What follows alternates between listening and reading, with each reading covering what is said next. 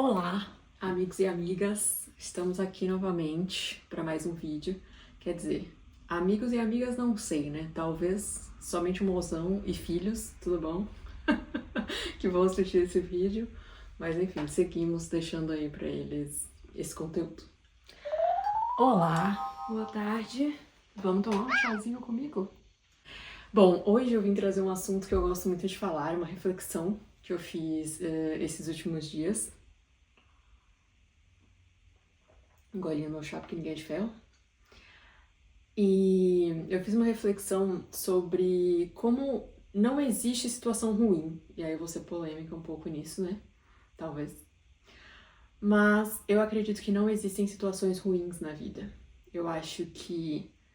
Primeiro que eu não acredito que a gente deveria julgar as situações como ruins, boas ou ruins, certas ou erradas. Eu acho que cada situação, cada momento presente é importante e é necessário e é um passo na nossa construção nessa vida. Eu acredito que tudo que a gente vive tem um significado, tem um propósito. Então, a partir do momento que a gente julga uma situação como ruim, o que aconteceu antes? Ou a gente criou uma certa expectativa sobre aquilo, ou aquilo realmente não é considerado bom para a sociedade, digamos, para aquilo que a gente aprendeu, para a nossa experiência passada, a gente acredita que aquilo é ruim por conta daquilo que a gente aprendeu, daquilo que a gente tem na nossa mente que define aquilo como ruim. E vou dar um exemplo para ajudar a entender, porque é meio confuso, até para mim às vezes é meio confuso de colocar em palavras. Mas, por exemplo, uma situação que eu vivi esses últimos dias eu tive uma conversa na madrugada com alguns amigos do meu marido, inclusive, e essa conversa foi bem desconfortável, assim, acabou que eu falei coisas que não deveria, enfim, fui mal interpretada em algumas coisas que eu falei, e acabei ficando bem chateada com toda a história, acho que as pessoas também ficaram chateadas comigo, então acabou sendo uma situação extremamente desconfortável. E eu fiquei muito chateada e muito brava até no dia seguinte, e eu achei a situação horrível. E eu até falei pro meu marido que eu não queria mais passar por aquilo, que eu queria evitar aquele tipo de situação, que eu deveria ter ido dormir e que, enfim, foi uma situação horrorosa. E aquilo ficou na minha mente e eu, enfim, passou várias semanas e eu fiquei pensando naquilo e pensando em toda a situação. E ninguém mais meio que se falou muito depois daquilo, né, entre as pessoas envolvidas. Mas, depois de um tempo, né, depois de absorver um pouco tudo que tinha acontecido, eu vi também o que eu tinha falado de errado e qual era a minha responsabilidade.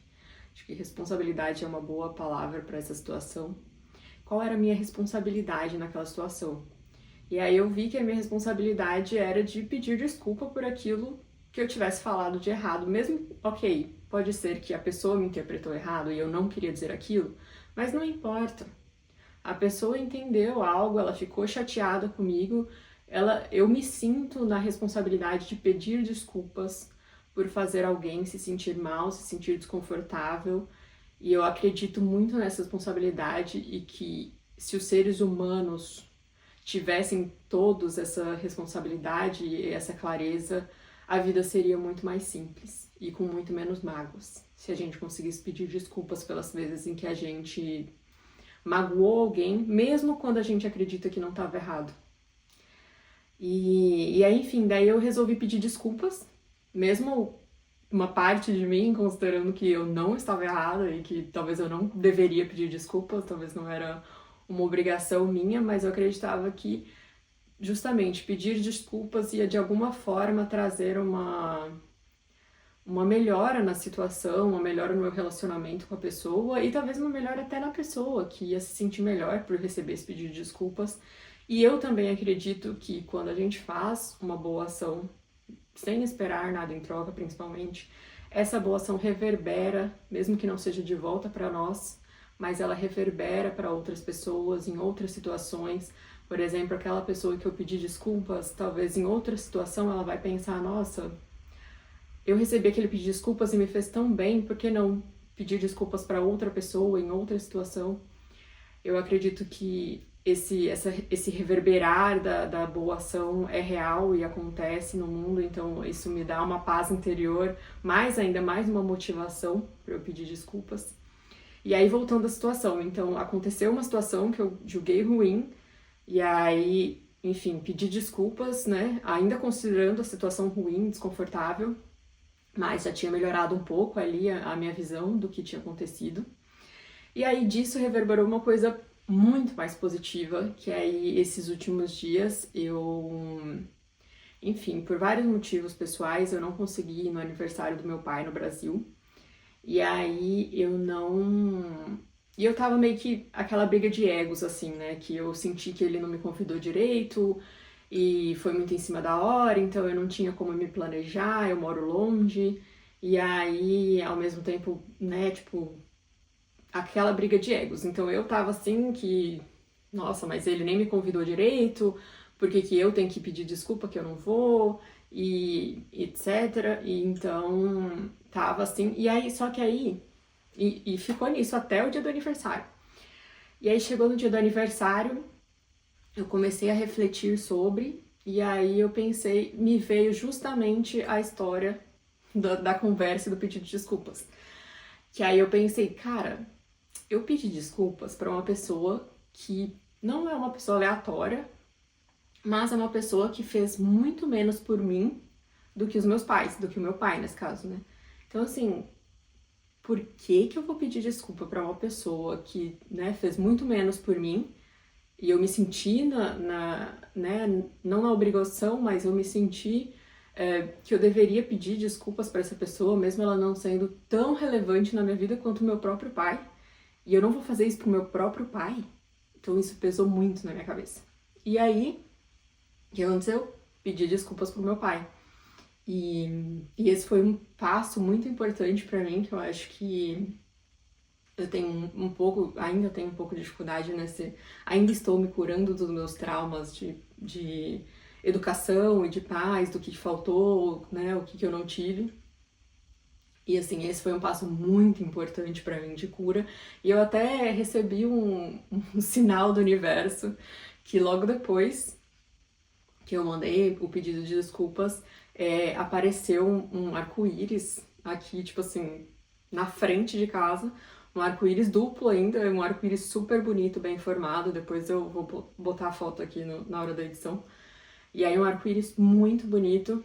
E depois um segundo arco-íris por cima. E assim, pra mim, sinal claro que o universo estava muito feliz com a minha decisão. E eu também, né? Lógico. Então. E aí eu fiquei pensando nisso. Eu falei, nossa, que loucura, né? Porque tudo isso começou numa situação que eu considerei extremamente desconfortável e ruim. E disso veio uma coisa extremamente boa e sensacional. E eu lembro que tem até uma história, eu não lembro exatamente a história, e eu tenho muita dificuldade de lembrar essas histórias, mas eu lembro que tinha uma história parecida que explicava um pouco disso também, né? Falava sobre um pai, um pai não, né?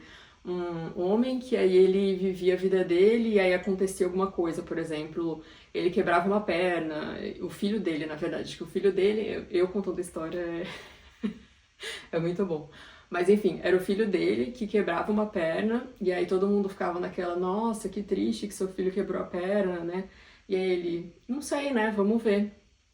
E aí era tipo, o filho quebrou a perna, não podia trabalhar, e aí no trabalho dele teve um acidente que se ele tivesse lá, ele teria morrido. Então, tipo, quebrar a perna salvou a vida dele. Então era meio que nesse sentido, assim, de uma coisa que é ruim, mas que na verdade, que a gente, né, julga como ruim, porque ele quebrou uma perna, mas que no fundo era uma proteção, uma salvação. Então eu acredito muito nisso, eu acho que o universo tem muito a nos ensinar, e eu acho que ele traz essas lições, às vezes de maneira fácil, quando a gente consegue aprender rapidamente, às vezes de maneira mais difícil, quando ele sabe que a gente precisa de uma intensidade, de uma emoção intensa para poder entender aquela lição. E às vezes são só motivos de celebração, né? Então, assim, tem situações que a gente vai ficar feliz, que a gente vai celebrar, que são boas e que às vezes elas vão trazer consequências ruins.